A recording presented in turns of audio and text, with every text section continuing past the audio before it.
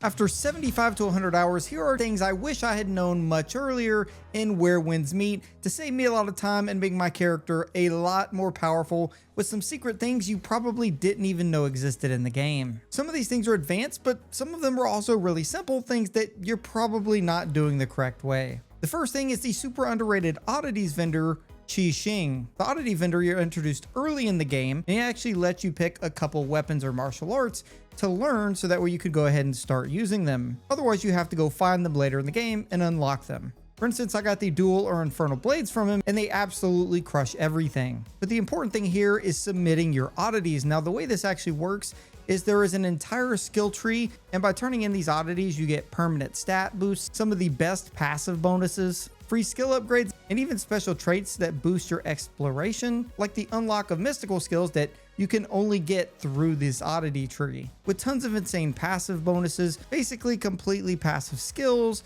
damage buffs, defense, HP buffs, attack buffs, as well as even getting bonuses like getting extra pieces of gear or loot from some of the in-game dungeons. Now, as you can see, we can see the oddities that we own down here. These are going to be the regular small side things that you're doing throughout the game that when you see them, you need to make sure you're consistently doing them because some of the oddities towards the end of this tree are extremely OP, and that's what I'm going to show you. Now, the oddities here are the Iron Wing Mantis. This is the small little grasshopper that you have to find and essentially chase and just simply capture. The Enchanting Lotus, which is the purple glowing flower that you have to use your vision sense for to shoot out the butterflies and then collect the plant.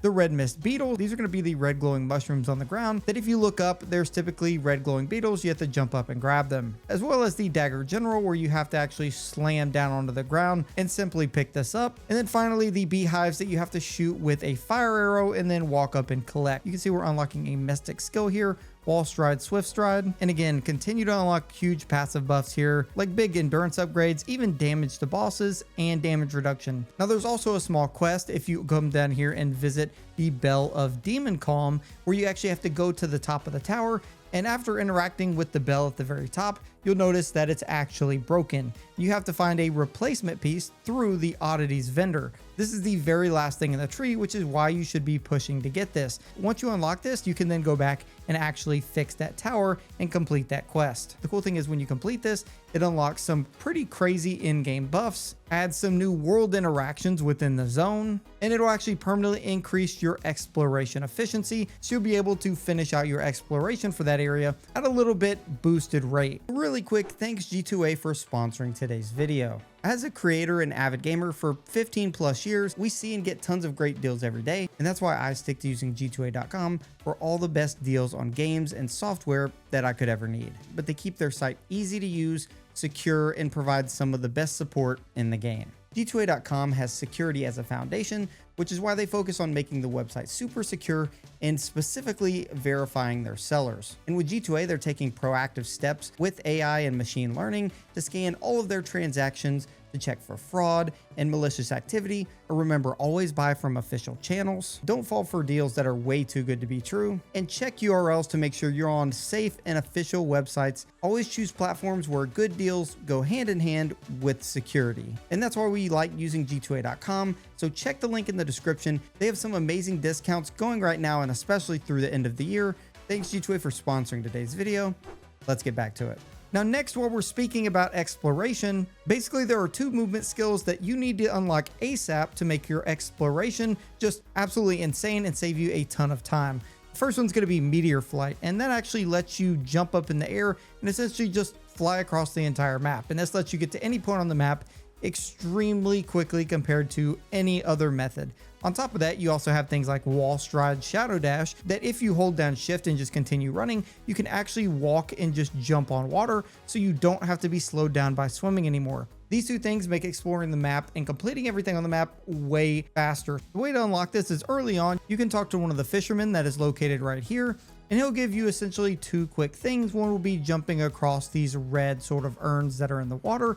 Eventually, you can keep talking to him, complete that small little quest line, and he will give you the ability to learn Meteor Flight. The thing is, you can't actually use this ability until you've done really a couple things, which is why turning in the oddities is so important, because by doing that, you get exploration points. And if you look at any of these things, like this quest, for instance, you can see we get exploration points 110 for our area. The same goes if we go to complete this quest, we'll also get 80. If we complete the archery competition, we even get up to 15. And the same goes with outposts and basically every other thing that you do. So everything you can do in this area gives you those really needed exploration points. And if you go to your journal, you can actually look at your level or exploration level for the area you're currently in. Now you have to be a specific level to actually get access to some of the movement abilities that let you basically zoom throughout the map. Finally, level 4 is where the big stuff starts to happen.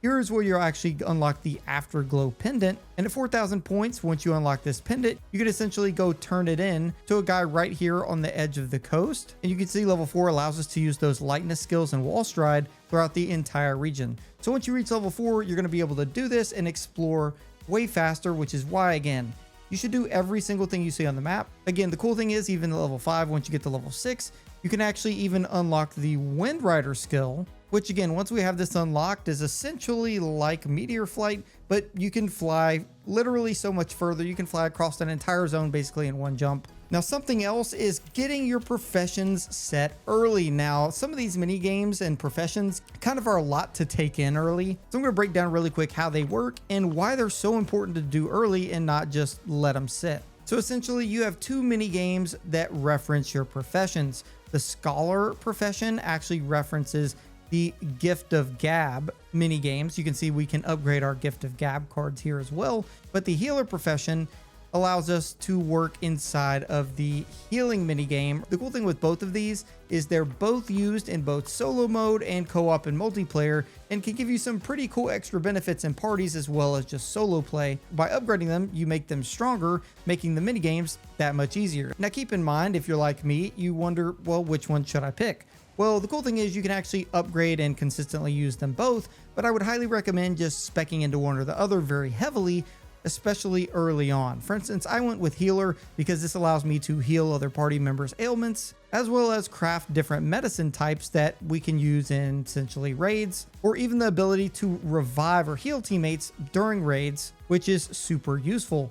However, the Scholar allows you to do things like talisman crafting and get different conversation options to convince NPCs much more easily that can also help you out later down the road, as well as giving you bonuses for exploring the map, discovering specific secrets, whereas you might not have some of those dialogue and other secret options if you're mainly spec'd into the medicine skill tree. Now, as you can see, I spec'd a little bit into the 2nd level past novice for Gift of the Gab, so that way I can do the mini games much easier. You can see with the Healer upgrade, we went even further with it, and now we're basically an expert healer compared to a lot of other people, meaning we can dominate all of the healing mini games as well as heal other players if they happen to get ailments. Now, the important thing to note here is leveling up these professions. You literally can't mess it up, and it's super easy, so don't worry. You always get more of these books to level up, so if you level one up and decide to change later, it's really not the end of the world. You can see if we go to upgrade, we actually need career notebooks in order to do that. Now, you can get career notebooks from completing these different mini games around the map. So specifically for the medicine and Gift of Gab mini games, you can see here we actually get rewarded with those career notebooks. Again, that's what we use to upgrade our profession to the next level. Keep in mind, for both of these, you're also going to have a menu with cards, and these are the cards that you'll use in the mini games themselves that are essentially doing all the work. And to actually upgrade these, you need to get different individual booklets, and this is very straightforward, I promise. And literally the best and maybe only way that I've seen so far to get these, click on them and go to Season Shop, and you'll notice here that you have not only career notebooks, but also Scholar gift boxes. And the Healer box gives you those healer books for your cards. The Scholar gift box gives you the books that upgrade your cards for Gift of Gab. And then this custom box lets you basically pick whichever one you want. The important thing is this is a weekly refresh every Sunday. So make sure with all of your jade fish that you probably have a lot of by now, you're buying all of this out every week to upgrade your professions to the max. Now, next is unlocking your martial arts. Like I mentioned, the Oddities vendor early on in the game will give you access to some basic weapons.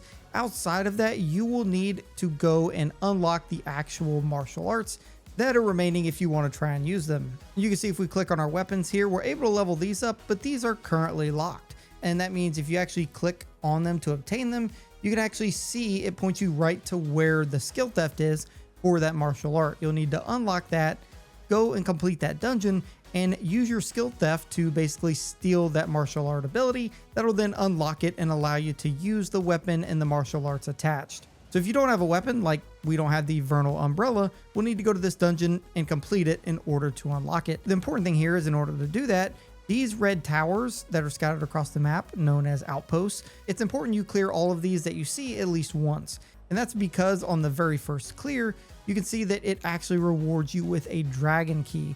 And this will unlock the dragon pillars outside of that dungeon that allow you to go in and actually complete it. So for each martial art that you need to find and unlock, you need to have one dragon key for each to unlock that dungeon. Now again, if you click on this, you can see you get these from the skill theft quest initially, breaking through level 2 in solo mode, but then after that, it's all outposts. Complete the outpost, get the dragon keys, use your menu to find out where the martial arts you want are, and go ahead and unlock those so that way you can pick and choose what weapons you want to use. Now really quick, another important thing about not only unlocking these martial arts that you could really mess up on is the chests inside the dungeon. These aren't just random willy-nilly chests. You should go ahead and try and get all of them just for all the exploration and extra bonuses they give you, but each dungeon actually has a dedicated inner way for the weapon that you're trying to find. For instance, when I went and unlocked the fan in that dungeon, there's a special chest that gives you a rare or legendary inner way for that weapon, in my case, the fan. So if you're planning on unlocking and using the fan, make sure you get the special chest in there so you can get literally the inner way that is designed for the weapon. Now, one of the big things early is the deflection skill. Now, not only is it super important for regular and boss fights, it's like the main thing when it comes, especially to boss fights. Now, being able to dodge enemy attacks, especially in boss fights, is super great. But again, you only have so much stamina. Eventually, depending on how quick an enemy attacks, you can run out of stamina very quickly. Then what does that mean? That means you can no longer dodge any attacks at all. This is why you need to practice deflecting properly. And that's by hitting your deflection button right before the enemy's attack actually hits you. This is going to essentially deflect the attack, but deal a decent amount of chi damage to the enemy. And the enemy's chi meter, once you've depleted it far enough and it reaches 0, you'll be able to then do one of your special attacks on them and hit them for a ton of damage and stagger them for extra additional attacks. And for bosses, staggering their chi while you're doing regular attacks is extremely important so you can get those big high damage attacks and staggers. Now, one thing you can do, especially if you're having difficulty with a boss, is something that gets introduced early, and that's using Star Shift, which is your assist deflection. How this works is when an enemy attacks you, you essentially have a chi meter yourself, and if that meter is at least a little bit full enough, you can deflect one, if not multiple attacks in a row, and it'll slow down time to give you time to do that. It does make it a lot easier, and I mean a lot easier. So if you're just playing solo and you're having a difficult time with it, by all means, you can do that, or you can come into the game settings and turn on enable for assist deflection, and this will enable the skill to be used. So when it slows down time and you use it to deflect, it will consume some of that insight meter, but then as you attack and hit enemies, it will recover it. So it's important you keep that up after you use it, and that only means you have to manually deflect in between if your insight meter is low enough. Otherwise, the deflection assist will slow down time for you and make it a lot easier. The important thing here is in co-op or multiplayer, which me and a lot of other people just plan on playing in general, especially for the harder bosses later down the line, this does not work in co-op or multiplayer because it can't slow down the boss for you and not for anybody else. That's not how it works. So I would highly recommend, if you're planning on co-op or multiplayer, try playing with this assist deflection off, because again, it's not going to be off when you're playing online with everybody else. And if you don't practice with it now, it's going to make it a lot harder for you in the future.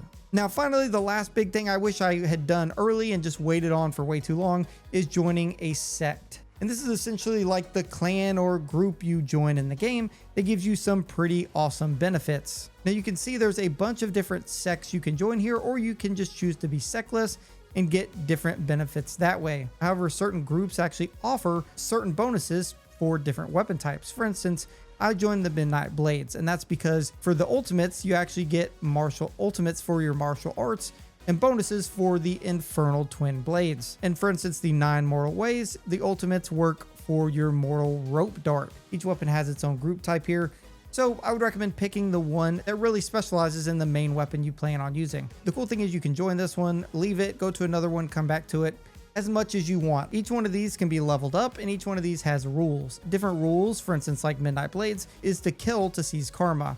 If you continue to get killed by other players, you'll lose enough karma, and once you get low enough in karma or break the rules enough so that way your reputation goes down, they'll basically send people to hunt you down. And if you leave Midnight Blades, go to something else and come back, your reputation is still the same. So if you leave and come back, you'll still have to bump your reputation back up in that case, but you never essentially get stuck where you can't ever join back. Also, under your status, you can actually level up to get extra benefits for your faction type by completing different challenges. For example, for our first upgrade, to go from Novice to Truth Walker, where we get again a bunch of different extra benefits, we have to complete this Kill for Enlightenment challenge, which if we check here means we have to get 20 victories in 1-to-1 arena. Then for the next one, we have to complete this quest and then undertake the Trial by Blood for the third portion. So we do these all in a row, we'll upgrade to the next level, then we can do the same upgrade to the next level, and you can see we unlock different boosts and bonuses as we continue to level up, which can overall make us way more powerful and our character just be way better. And again, since you can't make a permanent mistake, if you join one and want to leave for another one, I would go ahead and join one fairly quickly once you unlock it, if you know kind of what weapon type you plan on using. That way, in case you happen to do any of this, you go ahead and get credit for the quests and stuff now, versus joining it later and having to redo this when you could have just had it done in the first place. You can see we also get weekly reputation here that we can complete different tasks for, and each place also has its own shop where you get different cosmetics, but can also use the reputation points that you normally get from your faction to unlock cool outfits and tons of different stuff. So by all means, go ahead and join it, start working on it, because that reputation you can gain even just from this regular set of challenges resets weekly. We're going to do a lot more advanced guides on where wins meet, but if this video helped you out, drop a like on it, subscribe if you're new, and I'll see you guys in the next one. Peace.